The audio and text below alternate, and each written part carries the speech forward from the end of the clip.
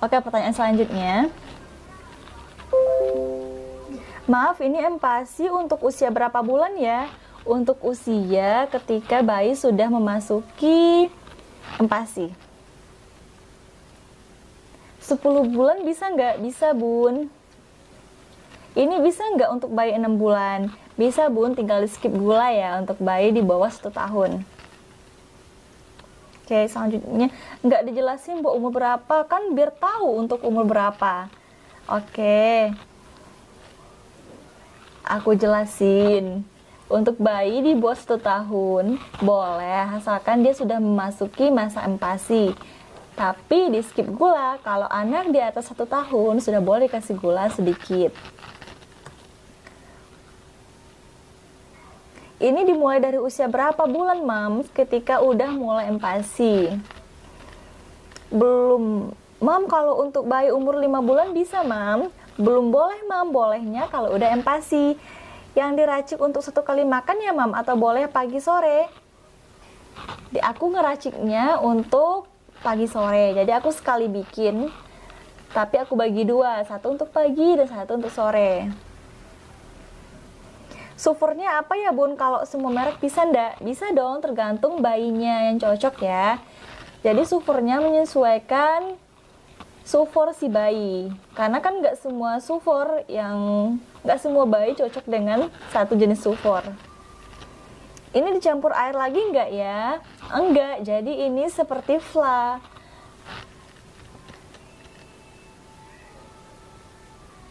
Mohon maaf, Mam, sekedar info. Kata dokter anak sulfur itu tidak boleh dimasak. Nah, ini banyak banget nih yang komen seperti ini. Aku mau jawab ya dengan sebuah kasus. Nah, sebelumnya aku sudah jawab juga di kolom komentar aku melalui pertanyaan ini. Ini contoh persoalannya nih. Anak saya agak kurang suka minum susu formula karena selama 2 tahun ini full ASI. Tapi karena persoalan berat badan yang sedikit naiknya, saya pun memberikan susu formula. Sudah dicoba dengan media gelas atau botol karena dia tidak suka pakai dot, tetapi yang terminum sedikit sekali. Jadi saya suka masak pasta, kue, atau bikin puding ditambahkan dengan susu formula yang dipakai oleh bayi saya, yang dikonsumsi oleh bayi saya. Apa boleh susu formula ini dimasak dijadikan tambahan bahan pangan? Apakah nutrisinya akan hilang karena proses memasak pastinya dipanaskan lama? Nah, ini kasus seorang mam juga yang mengalami kendala dengan anaknya yang nggak mau sulfur, tapi dia butuh ngejar BB. Segala cara udah dilakukannya dan dia finally memasukkan susu formulanya ke campuran makanan-makanan yang dimakan oleh bayinya. Seperti itu. Jadi jawabannya adalah susu formula kandungan gizinya sangat banyak, yaitu ada protein, lemak, karbohidrat, berbagai vitamin dan juga mineral. Yang penting untuk tubuh kembangnya. Di samping mengkonsumsi makanan bergizi seimbang lainnya. Nah, kandungan gizi pada susu yang rusak oleh panas tinggi atau pemasakan adalah vitamin C. Oke. Kandungan nutrisi lainnya masih ada. Jadi nggak semuanya hilang, nggak semuanya sia-sia apa yang udah kita lakukan untuk bayi kita. Ini semua opsional, kembali kepada kita masing-masing. Kalau Bunda nggak mau memanaskan, artinya mau nutrisi yang ada di kandungan sulfur itu lengkap, Bunda bisa pilih cara lain atau bisa memasukkan susu formulanya di akhir adonan. Nah, itu kan nggak terlalu panas ya, nggak dipanaskan dalam waktu lama, bisa juga. Atau menggantinya dengan susu UHT juga bisa. Atau Bunda bisa searching, apa sih akibatnya ketika susu formula dipanaskan? Bisa searching di internet, banyak sekali informasi yang menjawab tentang hal itu.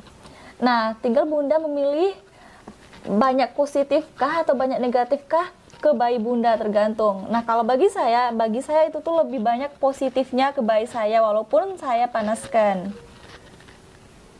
Anak saya umur 7 bulan, BB-nya seret, Bun. Mudah-mudahan naik BB-nya ketika nyoba resep ini, Bun. Kalau di bawah 1 tahun boleh nggak? Tahun nggak boleh gula ya, Bun? Oh iya, gulanya tinggal di skip karena di bawah 1 tahun. Tapi ada juga ya, Bun, sebagian dokter itu membolehkan ketika anaknya tuh nggak benar-benar susah makan, tapi ternyata anaknya tuh doyan yang manis-manis, tapi boleh sedikit banget di bawah 1 tahun ya.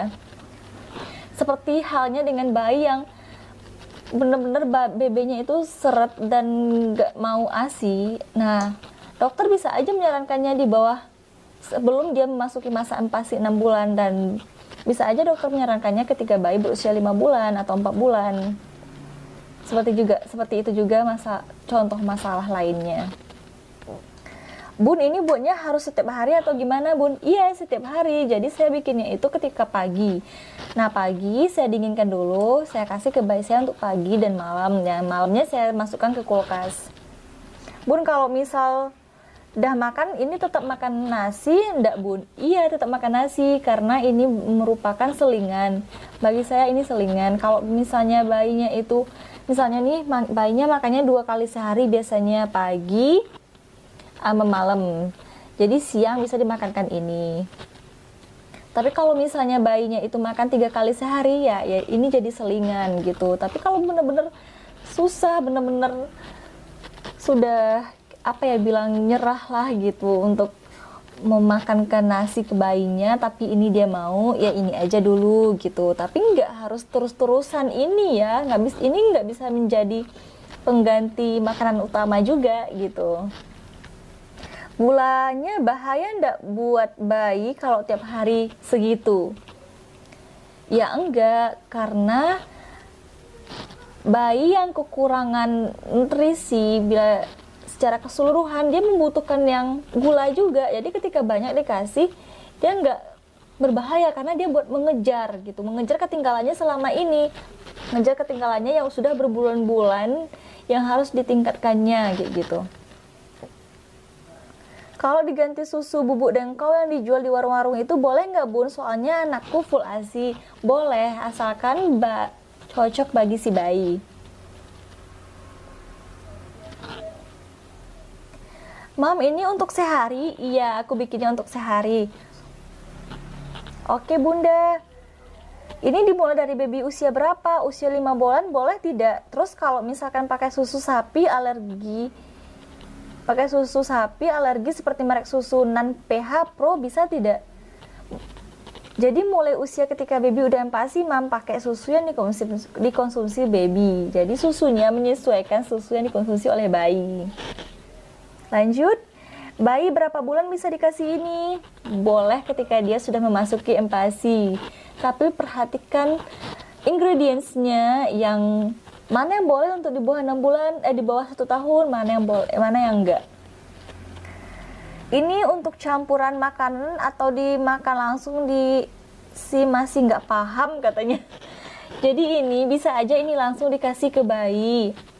Kalau bayinya suka, tapi kalau bayinya bosan, misalnya udah mencobakan ini beberapa minggu, terus bayinya bosan tapi masih butuh makan ini, bisa dikasihkan tambahan menu yang bayi suka seperti buah atau biskuitnya. Terus lanjut, maaf, Bun, ini berdasarkan ilmu dari mana ya, Bun? Apakah benar-benar boleh menurut WHO atau ada dokter yang menyarankan? Ini untuk usia berapa ya? Kok isi gula tepung ya intinya? Kalau dokter Tan tahu berabe ini. Hahaha, bener, bisa diska wak. Oh, jadi dia ini mengetawain file yang aku bikin ini. Katanya itu, apakah ini sesuai dengan WHO? Emang apa yang kita bikin itu sesuai dengan WHO? Kita kan bisa melihat apakah ingredientnya itu aman. Jadi kalau misalnya kita mau bikin suatu snack nih, harus ada WHO dulu. Nggak harus seperti itu, karena nggak semua yang ada di WHO itu sesuai dengan apa yang anak Indonesia makan. Contohnya aja nih, kalau misalnya WHO itu rentang usia itu beda sama dia, sedangkan di Indonesia itu 6 bulan baru boleh empasi. Sedangkan di belahan dunia lain itu ada anaknya yang mulai empasi ketika usia 4 bulan. Nah, itu dia berdasarkan apa? Berdasarkan kebiasaan daerah itu juga. Sama dengan seperti ini gitu. Jadi nggak ada intinya itu yang apa-apa kita harus sesuai WHO juga. Kita harus selektif juga dong gitu, memilih makanan apa yang cocok untuk bayi kita dan apakah ini aman untuk bayi kita. Dokter itu menyarankan kalau misalnya kita konsultasi, kalau misalnya kita nggak konsultasi, kita bisa mencari info dengan sendirinya, karena kan informasi itu banyak banget beredar di dunia maya. Kalau misalnya kita konsultasi ke dokter, kita butuh biaya, kita butuh waktu. Jadi kalau misalnya kita pengen nggak ada untuk itu, nggak ada biaya untuk itu, kita bisa cari alternatif lain. Nah, ini isinya gula sama tepung. Emang yang lain nggak Bunda perhatikan? Kalau misalnya gula itu bisa di skip. Kalau tepung, emang kenapa dengan tepung? Emang sebanyak apa sih saya kasih tepung untuk bayi saya? Emang bayi saya itu udah kelebihan berat badan. Ini kondisinya itu bukan bayi yang normal, bukan bayi yang BB normal, tapi bayi yang under. Jadi dia butuh mengejar. Kalau untuk mengejar, otomatis dia butuh sebuah makanan yang ekstra juga, karena kalau untuk mengejar itu cuman makanannya tuh datar segitu-segitu aja, gimana cara ngejar? Kalau mengejar otomatis lebih cepat kan. Nah, jadi butuh sesuatu yang pemicu lebih cepat itu apa. Nah, coba perhatikan lagi Bun, apa aja ingredients yang ada dalam flash saya ini. Jadi saya tuh nggak cuman fokus ke gula tepung. Oke. Kalau Bunda mau konsultasi lebih lanjut dengan saya, bisa hubungi saya secara pribadi. Jangan keluar seperti ini di kolom komentar saya. Tapi ini nggak masalah juga, sebagai informasi juga bagi teman-teman yang lain. Jadi yang mungkin mengkhawatirkan, nah bisa saya jawab secara langsung seperti itu.